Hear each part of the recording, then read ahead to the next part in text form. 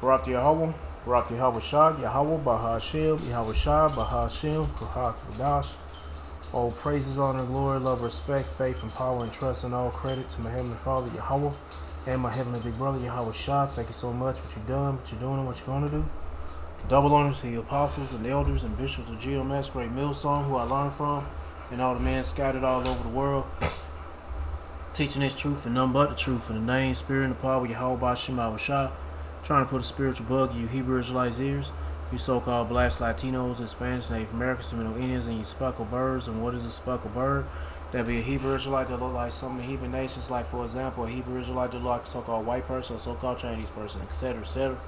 Got some videos lined up related to AI. I'm going to play these videos. I'm going to get into the scripture my best ability, say whatever God say through spirit, the power of Yahweh Bashim Shah, the Holy Spirit, the Kuhak Dash, Lord will be on me. Let's get it. Welcome to the We On podcast, where we explore fascinating stories and ideas from various fields. In this episode, we explore how OpenAI CEO Sam Altman believes artificial intelligence could soon become as essential to daily life as electricity or Wi-Fi, transforming the future of human civilization. The idea is reshaping how the world may one day access knowledge, decision-making, and intelligence itself. OpenAI CEO Sam Altman envisions a future where people will buy intelligence on a meter, just like any other utility, such as electricity. Speaking at BlackRock in Washington, D.C., Altman said that soon it would become something that consumers and businesses would plug into like Wi-Fi or running water. The statement has triggered debate over the future of AI and the people who would control it. We see a future where intelligence is a utility, like electricity or water, and people buy it from us on a meter, Altman said.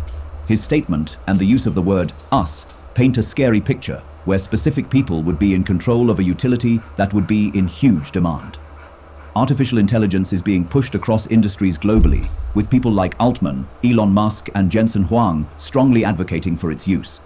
Experts suggest that AI will soon stop merely being a software and will turn into a utility like electricity or cloud computing. It will always be available, constantly run in the background, and cost people based on usage. They can tap in. Now you got to pay for it, man. Come on, bro. This guy already got some. Oh, now pause the video at 1 minute 44 seconds. All praise Yahweh Shema Shah, the Wadi Yahweh Shema Shah. Man, this shit already ringing alarms when it comes to the damn chip implant. Shit. To a centralized, especially when it's a brain chip, intelligence grid and pay for what they use. Altman referenced the old nuclear energy phrase, too cheap to meter, to indicate that intelligence could be abundant and accessible in the future. He said, one of the most important things in the future is that we make intelligence, to borrow an old phrase from the energy industry that didn't quite work.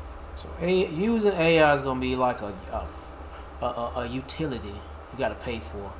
In order to use AI, really, at its most potential is using the chip, having the chip implant. Anyway. Too cheap to meter. Notably, the phrase too cheap to meter was coined in 1954 by Lewis Strauss, the chairman of the U.S. Atomic Energy Commission. Scientists and policymakers once believed that nuclear energy would become so efficient and inexpensive to produce that there would be no need to install meters and charge people for electricity. It would essentially be free, just like the air we breathe. Right. However, that idea totally collapsed on its face because of the regulatory and safety. No, it's because of Esau Edom don't want nothing free. No regulatory and all that dumb shit. This nigga don't want nothing free. You gotta pay this nigga for every damn thing. Safety regulations. Meanwhile, Altman is facing flack for his latest statement on AI, not because of yet another push, but for putting a price on real human intelligence and comparing it to electricity. While electricity powers machines, intelligence affects human decision-making and education. Critics argue that treating cognition as a metered corporate service raises questions, such as the control of advanced reasoning being in the hands of a few corporations. This becomes even scarier since the billionaires promoting it are painting a picture where it will change humanity on a civilizational scale. It is no longer merely a technology, but a force that could alter human lives forever. Thanks for tuning into this incredible story. Whether you're backing up your home, exploring the outdoors, or powering... Let me go ahead and get some. Might as well just say it. Why do the heathen range and imagine a vain thing? But let me get to the book before I get to this ad. I need to let this ad play. Psalm chapter 2, verse 1. Why do the heathen rage and imagine a vain thing? This is so vain. And they want to charge you for using AI. I'm not there. I guess I'm hearing it right. But that's what these devils want. They want to charge you for using AI like they charging you for using electricity or water. And now AI is going to start being the basic necessities of people's lives. Man, please, man, we need the Lord. And they're going to need the chip inside your ass to be part of, you know what I'm saying, be part of this world. Anyway. So we're talking about AI power in the economy. And let me show you guys the latest. This is the headlines then. Oil exports through the Strait of Hormuz might not return to levels seen before the Iran war. And essentially, Trump's made it worse for all of us. And we may never get back to the same situation that we're in. And then you have to put this in the current environment to where everyone's pushing, AI to basically replace you, use more power. And then where does that leave the rest of us? Well, they have to convince you that, oh, guys, AI is going to be awesome. These are some tech bros then talking about AI. And listen how they think the future is going to be, even though a lot of people don't like it. Have a listen to this. He's doing it in a kind of an open source way so that other people can borrow that as well. And so if there's anyone out there, I'd love to help them do that. What's your take on all of this doomerism? Like if you're a young person and you're in college or you're in high school, is this much ado about nothing? Or how do you run down a dream in the face of something like that? Yeah, well, I started the book before this happened, and I've been asked the question a lot, and it came up in the TED Talk. I fear that a lot of people are in jobs they actually don't care about that much. And there's a Gallup poll that backs this up. They came up with that word quiet quitters. They're like 59% of the people they surveyed are kind of ambivalent about their job. And when you're ambivalent about your job, you're not high agency, and so you don't lean in. If you look at how Jason talks about how they implemented AI in all of his different working groups, you hear that enthusiasm and that high agency, and then you want to go try these things. And I think the best way to protect yourself from AI is to be the most AI-enabled version of yourself you can be. But if you're ambivalent about your job, you're probably not doing that. And you could be, a sitting duck. So I think it's the mindset that's the problem. All right. So according to these dudes, right, they're saying, okay, most of you don't like your job anyway, so why should you care? That's kind of the message I feel like that they're saying, because essentially, remember, AI is coming in to replace your jobs. And so I guess the idea they're trying to push is, well, if you don't like AI or if you don't like your job, use yet more AI. Is that their messaging? But this is obviously their messaging all along, because that's their plan. Their plan is to replace everyone. We can listen a little bit more of what they're saying about this. Created an associate and training program for my firm because we want to help people get into venture capital. And we gave them a choice of assignments. One of them was to write coverage of one of our portfolio companies that's breaking out. Micro One is the name of it. And just give us hey, here's a competitive landscape, basically write a deal memo and coverage of that company. And then we gave them another option to vibe code a very specific project I've wanted to have for our venture firm for a long time, on competitive intelligence. And I would say, I think maybe 80% of the students applying, and we had 400 or 500 people apply for 6 positions, 80% of them did the vibe coding. And I was shocked. I thought it would be the exact opposite. Anybody can write, anybody can throw shit in ChatGPT and get some output, but they actually build software. And kind of what they're getting at, and they're pushing this world to where, okay, are you going to have ChatGPT write the report for you, or are you going to have ChatGPT make the app for you? That's when you frame it in that way, it's oh, well, gee, how am I going to use AI to make my life better, right? Oh, I need to, throw all my money at AI. Oh, wow, fantastic. And it's what kind of world are we going into if everyone is AI? It's kind of nuts. And then OpenAI came out with this thing today, so I wanted to show you guys sort of what they're pushing these days. Basically, how is AI going to be used in your daily life, and I guess theoretically on your home computer. Let's take a look at this. Codex on Windows can now do more on your computer without you having to sit in front of it. We've added both computer use and mobile access to the latest version of the Codex app on Windows, along with a series of improvements to the overall app experience. Computer use can control any app on your computer and perform tasks on your behalf. If you plan to have Codex perform tasks that can be completed in the browser, check out the Codex for Chrome integration, as it can work in multiple tabs at the same time, all in the background. So another way that they describe this kind of stuff, even following this, would be agents. So then you'd have an agent control your computer. Apparently, they're talking about any app on your computer. This is was just announced today. And they're you don't even have to sit in front of your computer. So basically, we're looking for ways to remove the human element. That's essentially the long story short. For everything else, computer use is a great option. To get started, go into the settings in your Codex app and enable the computer use option. From here, you can use Add Computer in your Composer for any new conversation to turn on computer use. You can even add mention specific apps that are installed on your computer. Once Codex starts using your computer to perform tasks, it will take over your computer screen and cursor. You will see a visual change of your desktop and the cursor while Codex is at work. This is a great opportunity for you to get up, stretch. It's kind of weird because the prompt was draw an image of a goblin. So are we sort of putting in the subconscious here is okay, draw an image of the thing that's going to take my job away? Oh, it's a goblin. I feel like they're trolling us here a bit or gobbling us here a bit. Okay, so you can see how this thing works. Let's see a little more here. Grab a glass of water or run off to your next meeting. Just leave your laptop at your desk, having Codex do all the work, and just bring a notepad. Trust me, it's a power move for you to do things with pen and paper while your AI agent is doing all the work. And if you have to check in on Codex doing the work, you can use the ChatGPT app on iOS or Android. To set it up, click the mobile icon at the bottom of your Codex. All right, I ain't gonna play no more. If you wanna watch the rest of it, they go to title, they go to title of the video. Let's get to some more stuff. I gotta post something, Rocco.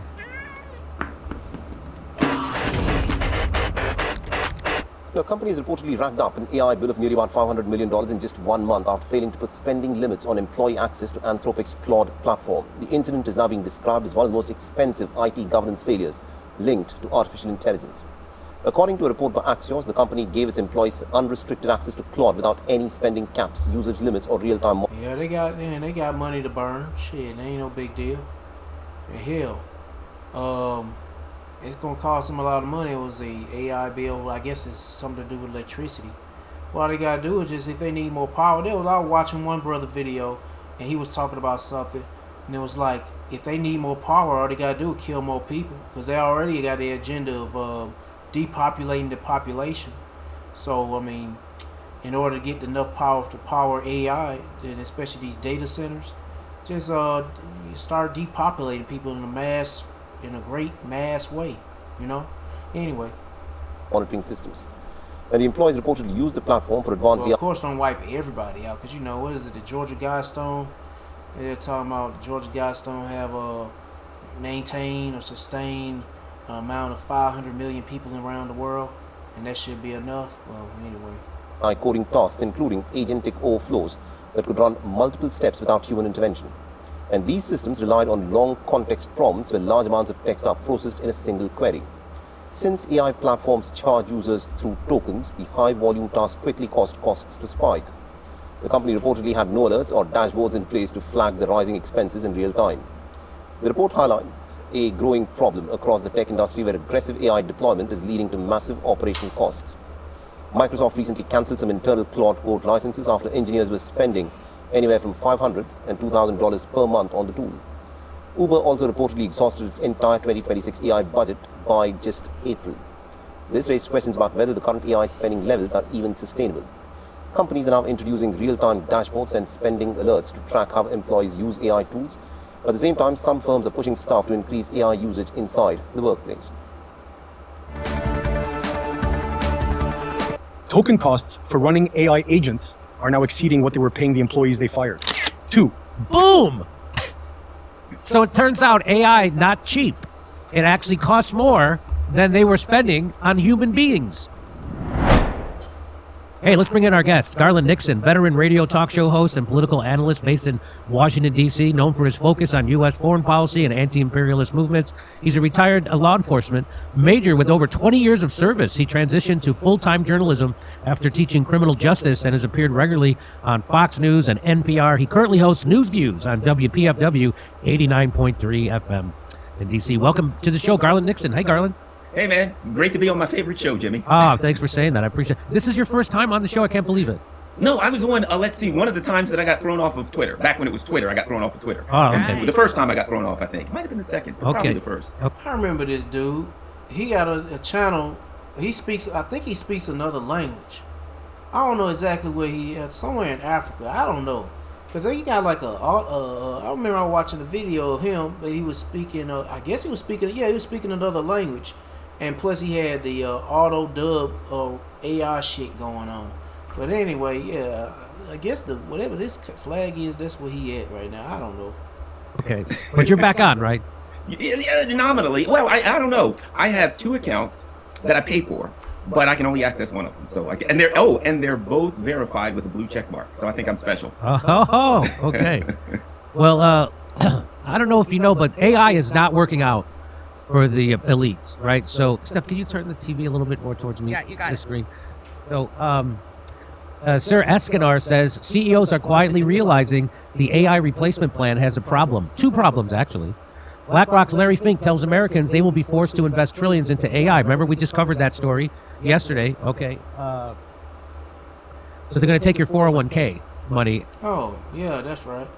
But you mean to tell me they can't print more money? No. But the thing about taking your 401k, that's just the fuck you up even more. Shit. Hell, I mean, prices of stuff is more expensive, and they don't even want you to retire. See, there ain't gonna be no future for retirement here for you people, especially this generation. Definitely not this generation, but the one before that, and the one before that, and the one before that. I mean, the baby boomers already retired, been retired. I don't know about the Gen X's. They close to that shit, but they most likely ain't gonna retire. And because they need the money, where are they gonna get it? That's where. But they need you people at dire need. That's where they gonna fuck you up, and you think you gonna retire. Even if you retire, hey, guess what? It still ain't gonna stop. You know, it still ain't gonna help none or whatever. Anyway. So again, this is what we've been talking about. People always worrying about socialism, taking money, and spreading it around. But at least socialism takes money from the top and it spreads it around to the bottom. Capitalism is doing the exact opposite. It's taking money from the bottom and redistributing it upwards, which is what actually happens in capitalism. And using that same shit to oppress your ass. Using that money that they took from you just to oppress your ass. And that money ain't going, that money ain't going nowhere near AI. They just gonna have AI in operation regardless if they take your money or not. They just wanna make sure your ass is at a position, situation, whatever. And it's all gonna lead to that chip implant, getting people microchip, mark of the beast. So let's watch this quick video. CEOs are quietly realizing the AI replacement plan has a problem. Two problems, actually. One, token costs for running AI agents are now exceeding what they were paying the employees they fired. Hey, Georgia. Your neighbors are getting great natural gas benefits from Constellation. Join the movement. I will become the nightmare of this realm. By the sun and star. Two. Boom! So it turns out AI not cheap. It actually costs more than they were spending on human beings. So, okay, so that's the first problem. Let's keep going. When the tokens run out, the AI stops. Just stops. No continuity. No workaround. Just a spinning wheel where your workforce used to be. You fired humans to save money and bought a subscription that bills you into a corner. The employees you let go knew what to do when things broke. The AI just invoices you for the outage. And then there's the permission problem nobody wants to talk about. To do its job, the AI agent needs access, full access. Your systems, your patents, your contracts, your future plans, everything you spent years building. And then all of a sudden, they motherfuckers delete that shit. Hell. Hand it over to something with no loyalty, no discretion, and no skin in the game. You didn't hire a replacement. You gave a stranger with no soul the keys to everything you own. Enjoy. Boom. So if you don't know what a token is like that's the money that fuels AI, right? So they are the native cryptocurrency token of Alethea AI, also known as the AI protocol, a blockchain project that combines artificial intelligence with NFTs. The full name is Artificial Liquid Intelligence. And so those are just, they're like, crypto tokens. And once they run out, there's no money, and then it all goes to shit. So, Carl, did you know this? Did you see this coming? I didn't. Well, I kind of think it's like Afghanistan in a way. AI is like Afghanistan in this way. At the end, they said, we lost the war. Didn't work, but we laundered $2.5 trillion. So they put like $500 billion into AI, and they're like, oh darn, the government put $500 billion in it, it didn't work. Oh well, how about another $500 billion? Why is it they always like put unthinkable amounts of money, and after all of the money has disappeared into the hands of the ruling elite, and then they're like, it didn't work, let's try another scam. So just to show you how expensive it is, that's exactly what it sounds like, by the way, because that's again, all empires, they loot the treasury as the empire declines, and that's exactly what's happening. So, they're spending all this money on AI. They're going to take it from your 401ks, and and they're going to put it to the military-industrial complex. Trump is going to give $1.5 trillion to the military-industrial complex next budget. They're doing endless wars. He's still funding the war in Ukraine, the Gaza, now Iran, which has cost us $90 billion so far. Like, imagine if we took $90 billion and gave $2 billion to the top 45 cities in America to fix up your city. Imagine that. Imagine that. Yeah, that ain't gonna happen. Shit. Do that. We just decided to put it into a pointless war for Israel. Anyway, so just to give you an idea of how much it costs, this is from Polymarket. New AI consultant reveals a client accidentally spent, is that $500 million in a single month after failing to set employee limits on Claude usage? Is that what that's 500 million, right? That's what that is, right? Alright, I ain't gonna play no more of it. If you wanna watch the rest of the video, they go to title, they go to channel. Yeah, this is my first time watching these videos, so I don't know what to expect, what they gonna say, and see what I did play a little bit of this though. Old Spice gentlemen. Well, when artificial intelligence first came out, we were all told that AI would assist humanity and even free us from doing repetitive tasks. Fill in the blank. It's just going to make our lives easier. I wonder when this bitch gonna say that her boy your boy Trump is gonna is the one who's pushing this AI shit. Did she ever say anything like that? I don't know. It's been a while since I played a video, but I'm pretty sure she never said anything about Trump is pushing this New World Order with the chip implants and the AI and god dang. Anyway. Then we had the likes of AI tech giants like Elon Musk and others start warning us that, hey, this AI thing's... Warning you? These niggas ain't they telling you this shit that we gonna fucking... They the ones contribute to this shit. Sounds good and all, but there are some major concerns, like, they could... Yeah, well, if that's the case, then how come these niggas still pushing it? If they warning people, they still doing it. Literally obliterate a chunk of the workforce. I mean, right now there are... Yeah, I mean, Elon Musk fucking did that shit with that Doge shit. Come on, look at how that shit went down. Anyway. 8,000 Meta employees literally waking up to termination emails. I'm going to get into that in this report. Also, Intuit is slashing 17% of its workforce. And all of this is going on while some of the leaders in the companies are literally bragging about AI integration. Tell that to every white-collar worker that's suddenly realizing that robots aren't coming for factory jobs first. They're coming actually for the entire office. And here's the terrifying part that... Just say all the jobs. Yeah. Since said that. Yeah, she's talking about white collars, the blue collars, all these collars.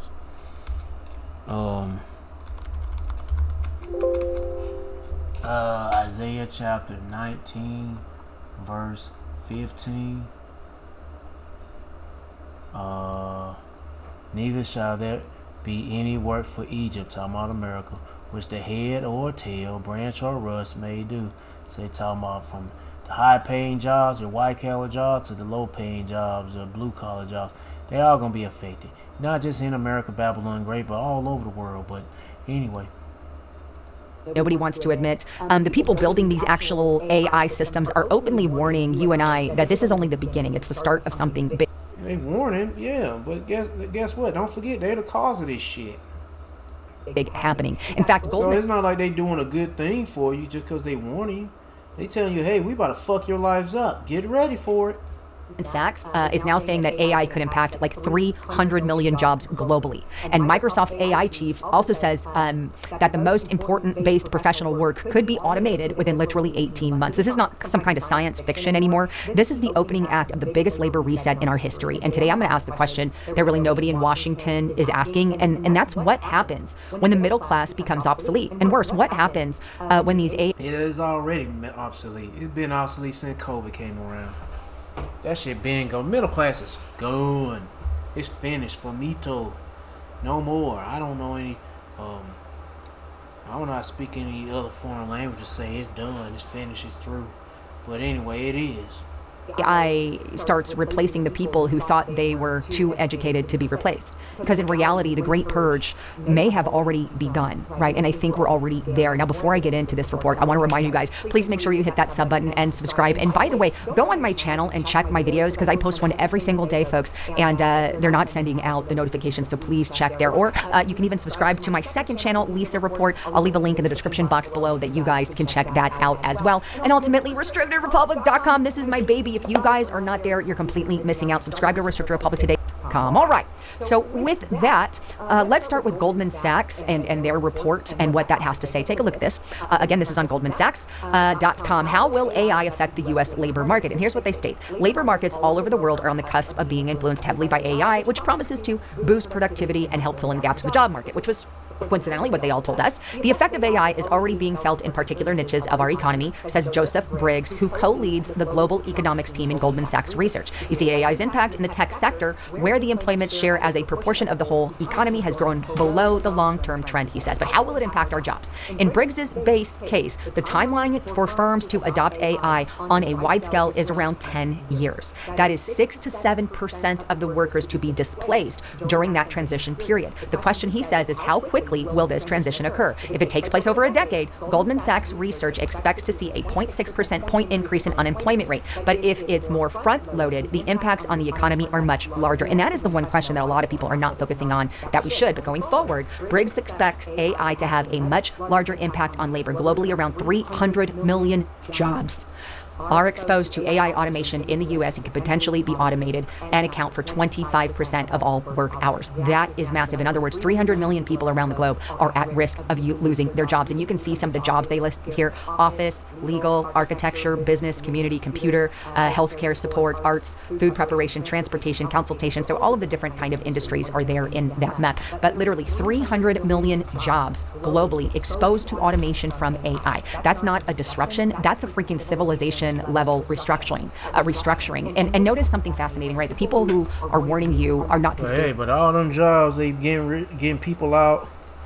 Anyway, all these jobs they eliminating. Hell, I gotta remind you about the UBIs, because universal basic income, and in order to keep people at a somewhat state, I don't know, to keep them happy, keep the cattle happy.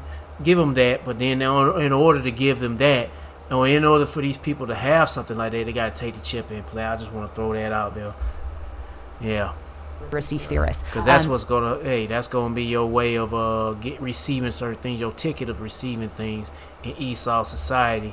And I advise you not to accept that shit and accept Yahweh Shema Shah in your life. Now, I sound like a Christian when I say that, but I'm saying Yahweh Shah, Yahweh Shema Shah. Now, no God Jeeba, fuck that shit. Now, you better accept Yahweh Shema Shah in your life and repent. Repent, man. Do the best you can do, cause no God and Jeeba, that funky ass nigga Jeebas ain't gonna do shit for your ass. Neither Allah Buddha, Jeeba, Allah Buddha, whatever, Virgin Mary, they ain't gonna do shit. Yeah, you got these motherfuckers worshiping Mary. Why are you worshiping the mother for a woman? Shit, it's just stupid. They're investment bankers, they're CEOs, they're tech executives, they're AI freaking developers. It's the same people who are profiting from the transition. They're the ones openly telling us what's coming. And that's what makes this really different and really important, right? Usually corporations, they'll hide behind the bad news, not say anything. And now they're practically bragging about it because Wall Street rewards efficiency, not employment. And that's the sad part. That's the part politicians don't want to discuss. GDP might rise, corporate profits might explode, stock price might surge. But what happens to the guy whose accounting department just got replaced by a freaking AI agent running 24/7? What happens when the entire office floor vanishes? Because this isn't targeting just manufacturing first. This is also targeting white-collar America, the people who thought college degrees made them untouchable. As Pretty much Edomites. White-collar Edomites. It turns out AI reads faster than they do, and that's the terrifying part. And look, it's already happening, right? Let me show you what's happened at Meta. Take a look at this article, and this is on zerohedge.com. And its headline: Meta axes 8,000 workers as Zuckerberg admits AI is watching and replacing labor. It goes on. Bloomberg reports that the new round of layoffs reflects roughly 8,000 roles globally, with geoengineering and production teams expected to be at the center of cuts as CEO Mark Zuckerberg reduces labor in favor of GPUs. This latest round of cuts is expected to hit Meta's engineering and productivity teams in particular, and additional layoffs could come later in the year, said people familiar with the company's plans, who asked not to be named as this information is not public, BBG. It goes on to state that in an X account, official layoffs, and this was interesting, by the way, they posted a leak audio of all hands on deck emergency in which Zuckerberg literally told his employees that he is using their devices to train and track AI. So he's using the current workers to train the chatbots who are going to eventually render their job obsolete. No joke. And it gets into the leak audio here, but that is exactly what is happening. They're watching you, and they're getting trained by these employees, and these AI systems are being taught by these Meta employees, and then the reason that they're being taught is to eventually take over their job. That is what is going on. That is what happened. All right, next video.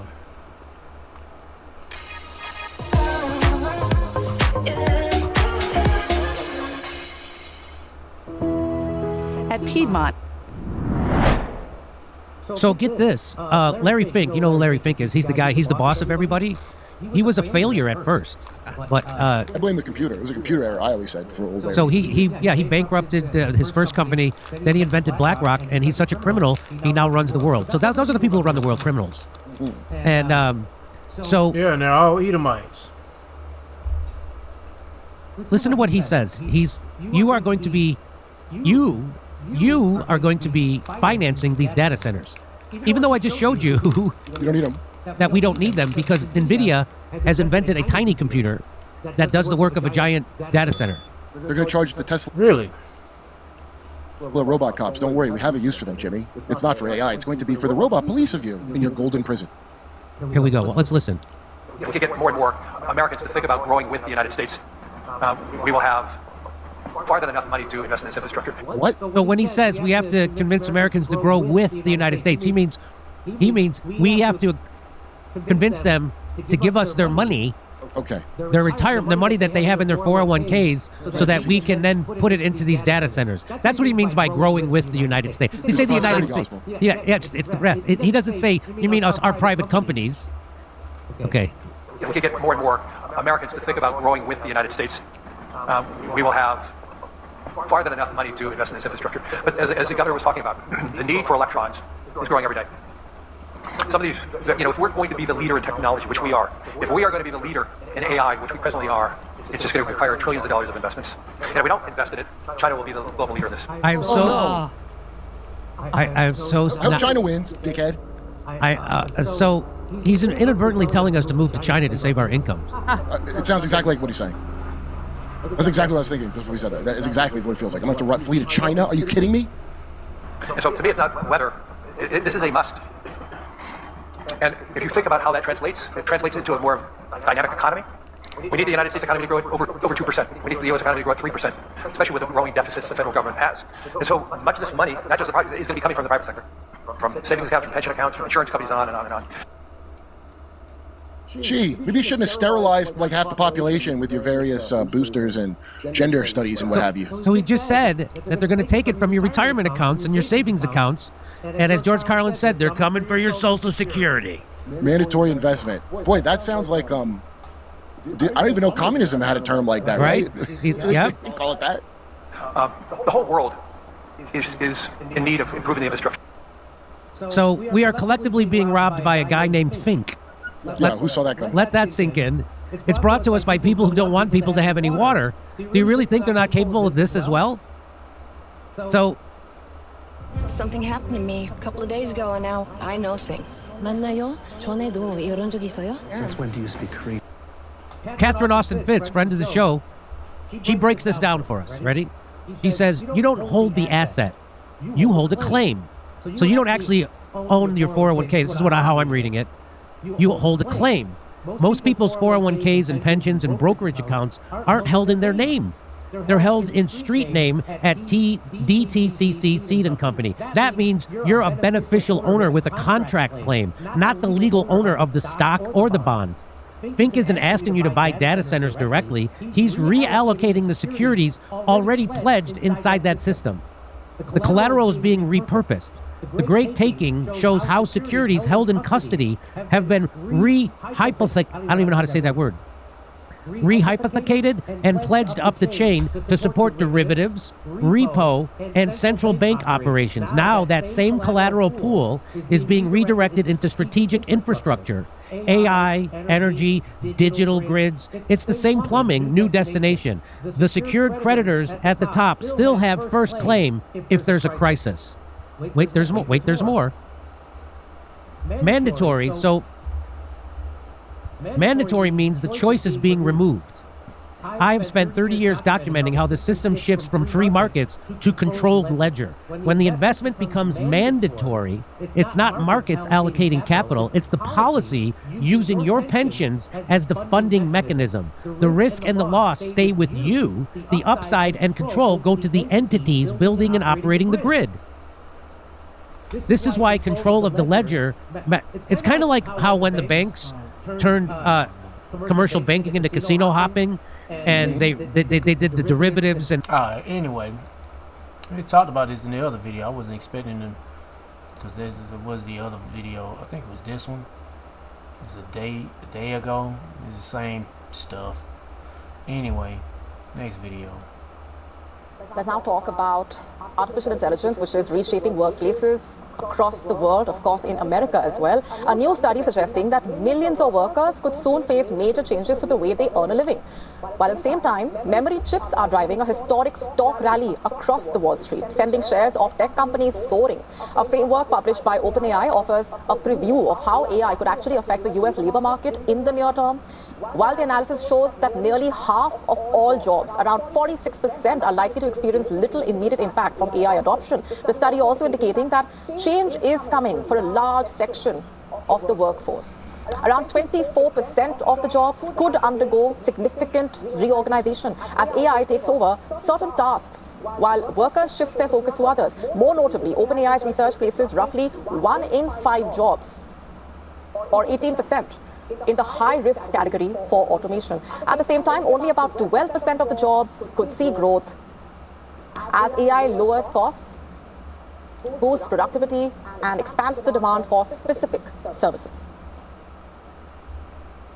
In fact, while the report stresses that AI exposure does not automatically mean job losses, instead outcomes depend on factors like the continued need for human involvement and whether rising demand can actually offset efficiency-driven reductions in labor requirements. The findings suggesting that AI is more likely to transform job responsibilities and workflows than eliminate entire professions overnight.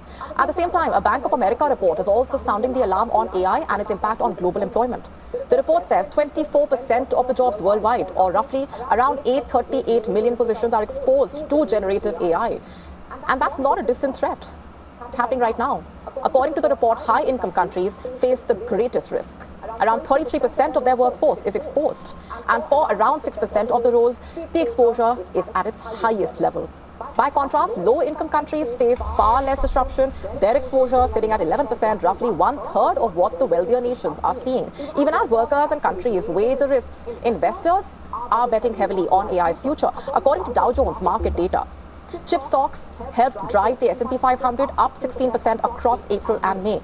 A 2-month rally matched reportedly only 4 other times since 1950. Analysts at Goldman Sachs have reportedly raised their year-end target for the index to 8,000 from 7,600, citing strong earnings and growing demand for AI infrastructure. Even as the markets continue to navigate concerns over the West Asia conflict and the rising inflation, for now it appears AI is creating both opportunity and also uncertainty, fueling a Wall Street boom on end while raising serious questions about the future of work itself on the other side. To stay up to speed with the latest news, download the Masonry is one of the oldest vocations known to man, but with the advent of humanoids and robots, it's no surprise that a startup, a UK one this time, has created a humanoid capable of carrying out the most repetitive task in construction, laying bricks. This humanoid is called Walter. It's designed to work alongside human construction workers, but unlike his human counterparts, he's unaffected by fatigue or the weather, which is a big deal in the UK. For decades, bricklaying has remained one of the most manual, physically demanding and time-consuming jobs on a construction site. But in the UK, a new machine is now attempting to change that. It is called Walter, a robotic bricklayer designed to automate one of construction's most repetitive tasks.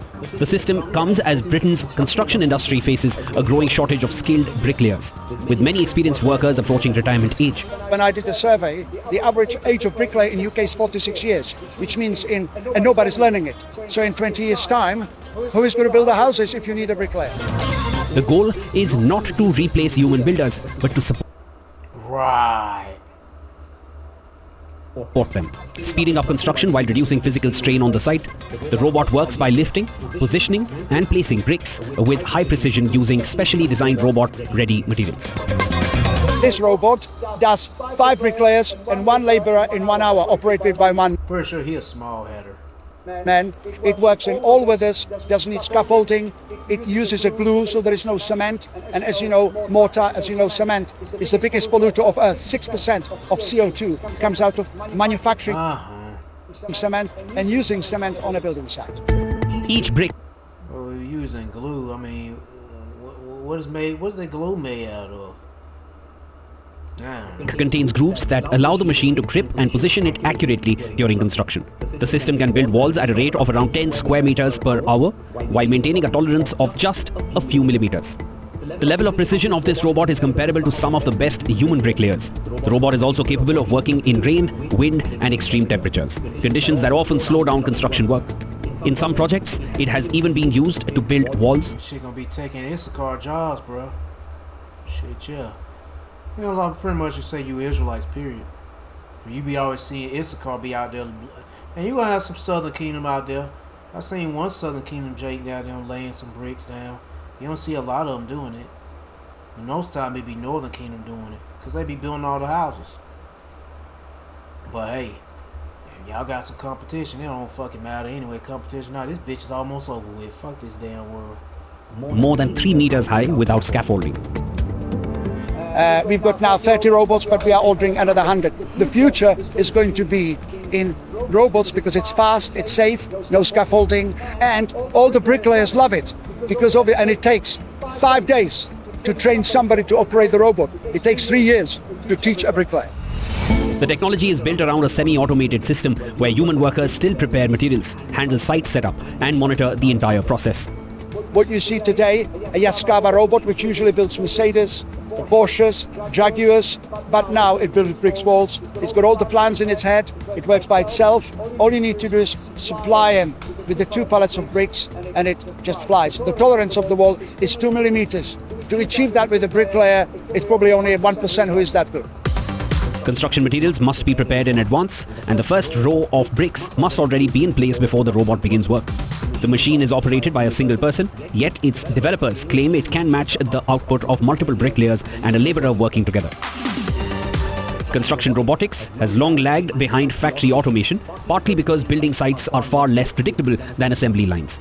Unlike factories, every construction site has different weather conditions, layouts, material handling challenges, and surface conditions. Walter was first developed in the Czech Republic before being brought to the UK for live housing projects. It is already being used on residential developments in northern England, where developers are testing how robotic construction can work alongside human crews on active building sites.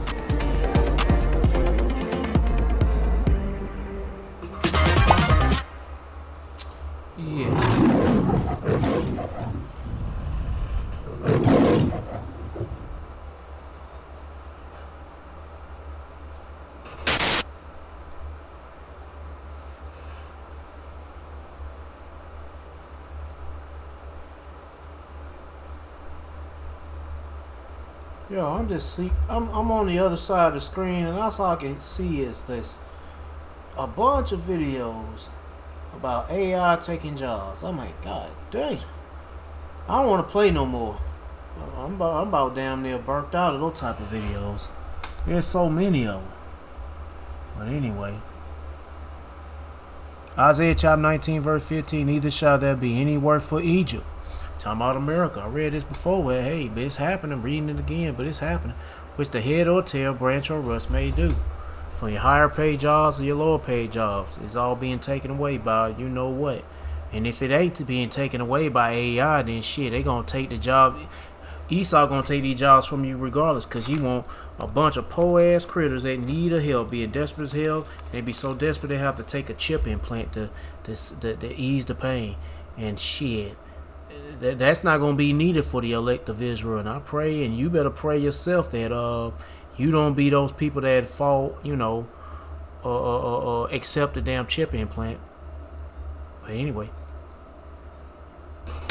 A lot more people in the Bay Area are losing their jobs. Another round of layoffs for Meta. That means Instagram, Facebook, and WhatsApp. The layoffs are making both techies and recent college graduates very nervous. It's going to bring in our business and tech reporter, Scott Budman. It's a stressful time for a lot of people, Scott. Yeah, you're right, Audrey. This latest round hits extra close to home for a lot of Meta employees. The Facebook and Instagram owner announcing cuts at its Menlo Park headquarters as it continues to lay people off in the name of AI. Meta employees are playing a nervous waiting game at headquarters. The company announcing more than 2,000 job cuts here, layoffs that will happen in late July. I think it's a sign that Meta is deadly serious about AI. That's their new mantra, their new watchword, their new corporate strategy. Bots instead of people as AI investments replace salaries. 8,000 overall layoffs recently announced at Meta, 4,000 at Cisco, 3,000 at Intuit, more than 100,000 tech layoffs across the country so far this year, according to online tracker Layoffs FYI. We don't need as many people. We used to have teams of 5 or 7. That team can be 2 people. And the focus on AI isn't just making people worried on tech campuses, it's also making people worried on college campuses, where graduating seniors are worried that their entry-level tech jobs are either going away or being taken by bots. These are students told for years about the rise in tech jobs, now often finding themselves running into a virtual brick wall. You can blame it on AI, you can blame it on companies wanting to cut more and not hire as much because of their bottom line. Whatever the issues may be, there's definitely not enough jobs for our graduating seniors. Now, one point about that, and to the credit of many universities, including San Jose State and the UCs, we're seeing a lot more classes on AI and how to prepare yourself to get a job among all those bots. Raj? I found out this morning that I am one of the people laid off from Meta. The emails came at 6 a.m. I slept until 8 like a baby, and I woke up to several text messages. The one that I read first was from my former manager, and she was just so fantastic. I was very happy to hear the news from her versus the email. I am looking for another job in corporate. My experience is in sales enablement, learning and development, instructional design, program management. Most recently, I've been supporting sales teams with AI enablement. So if you know of anything and would be looking for someone to, bring on to help with any of those things who has experience doing that at scale, let me know. Sending love to all of you who are going through the same things because it is stressful. So I'm one of 8,000 people that just got laid off from Meta, and it's a weird feeling. I've been working for literally the past 15 years straight since I graduated college, and I've never not had a job lined up or working. So it's weird.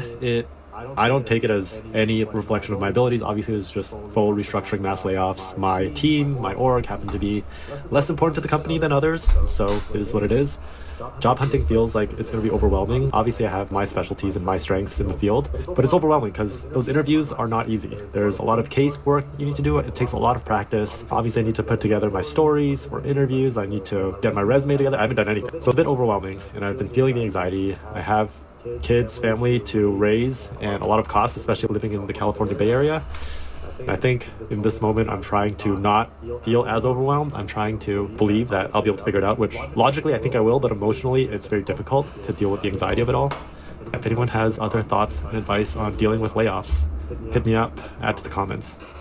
I literally just got laid off about 15-30 minutes ago, and I knew it was coming. In the morning I saw a 15-minute meeting, which is odd, and I just started bawling my eyes out because I knew that I was going to be replaced by AI, but I can't let me losing my job keep me from the things that I love doing and keep me from the things that I'm working on.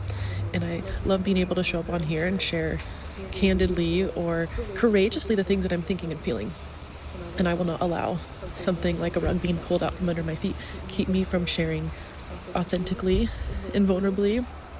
And so I have to find a way to honor the grief and just the shock because it is so upsetting, and there's so many things in my life that feel really out of place. And disappointing, like how disappointing is it that I can't participate in all the things that I want to, and I have to kind of reroute things for now to take care of what's most important. At this point, I've been on a job search for an extraordinarily long amount of time. I've interviewed for a lot of roles, and I have not been able to find a job. And throughout this process, there's been so much rejection, and I've gotten so excited that every time I think, well, don't take it personal. It's not the end of the world if you don't get the job. And then I go through the interview process and get excited about it and think that I'm a great fit. And just before I went to the gym today, I got another rejection email saying that they're going with another candidate, and people say well, it just wasn't meant to be. Then what is meant to be? Is this what's meant to be? Is this what my life is meant to be then? It's disappointing, and it becomes insulting to your intelligence. Why do you think that I can't do the responsibilities of this job? You don't think that I can talk about this medical technology and electronic health records and billing and automated appointment scheduling? You think that the candidate before or after me or somebody else can do it, but you're not going to move forward with me. You don't think that I'm capable of doing that job and being paid an extremely mediocre amount of money to begin with, and I'm competing with people that are younger than me. I obviously know that the job market is really tough and that there's layoffs left and right, but it feels like everyone I know that has been affected, like after me, they've lost their job after me, have already found another one, or they're not struggling as much. And like the longer I go without one, the harder it is to explain why, like how many times is this going to happen? And I know that people mean well, like, oh, something better will come on. What is better? Like, I just want to be working like everybody else. Are you passionate about what you do? Are you passionate about your construction software company? Like all these companies that I've worked for? Do people wake up every day and want to work in a dynamic, fast-paced environment, cross-functionally with their team? Like, I'm gonna start the video because god damn that shit talking fast.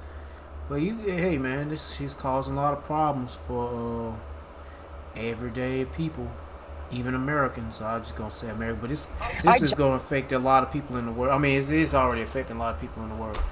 But anyway, we got something to hang on to and keep us stable in these times. Cause yeah, we gonna be affected by this shit too.